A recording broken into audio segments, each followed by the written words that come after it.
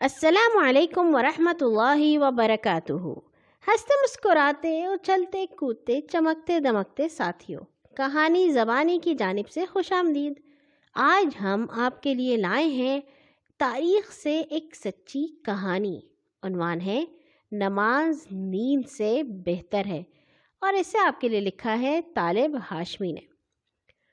سلطان محمود غزنوی کو ایک دفعہ ترکستان کے بادشاہ سے مقابلہ پیش آ گیا۔ ترکستان کے بادشاہ نے بلخ میں بہت بڑا لشکر جمع کر رکھا تھا۔ سلطان محمود کے پاس اتنی فوج تو نہ تھی، لیکن وہ اللہ کے بھروسے پر اسی فوج کے ساتھ بلخ کی طرف بڑھا اور شہر کے قریب پہنچ کر پڑاؤ ڈال دیا۔ جس دن دشمن سے مقابلہ ہونا تھا، اس سے پہلی رات سلطان عشاء کی نماز پڑھ کر تھوڑی دیر لیٹا اور پھر اٹھ کر گرم پانی مانگا، لیکن نہ ملا۔ اس وقت برف پڑ رہی تھی اور طوفانی ہوا کے جھکڑ چل رہے تھے۔ سلطان نے ٹھنڈے پانی ہی سے غسل کیا اور مصلی بچھا کر عبادت کرنے لگا۔ ملازموں نے عرض کیا، حضور کل لڑائی کا دن ہے، آج کی رات اچھی طرح آرام کر لیجئے۔ سلطان نے کہا، میرا کام آج ہی رات کا ہے، کل کا کام اللہ کا ہے، میرا نہیں۔ یہ کہہ کر وہ پھر عبادت میں مصروف ہو گیا۔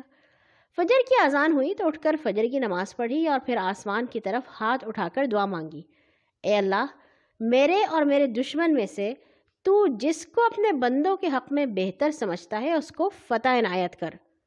یہ دعا مانگ کر گھوڑے پر سوار ہوا اور سیدھا لڑائی کے میدان میں پہنچا۔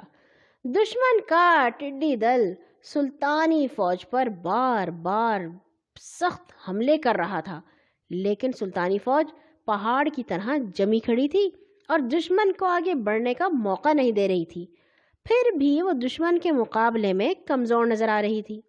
سلطان کے میدان میں پہنچتے ہی اس میں زبردست جوش پیدا ہو گیا اور اس نے دشمن پر اس زور کا حملہ کیا کہ اس کے قدم اکھڑ گئے اور سلطان کو شاندار فتح حاصل ہوئی۔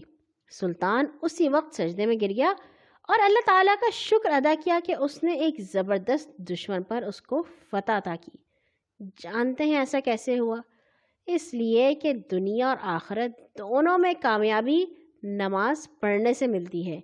ہر حال میں نماز پڑھنی چاہیے، خواہ کچھ بھی حالات ہوں۔ اسی نماز کی وجہ سے چھوٹی چھوٹی فوجوں نے بڑی بڑی فوجوں کو ہمیشہ ہرا دیا۔ آج کے لیے اتنا ہی، کل آئیں گے انشاءاللہ ایک اور نئی کہانی کے ساتھ۔ ہر نماز کے بعد اپنے لیے اور تمام مسلمانوں کے لیے دعا کرنا مت بھولا کیجیے۔ اللہ حافظ۔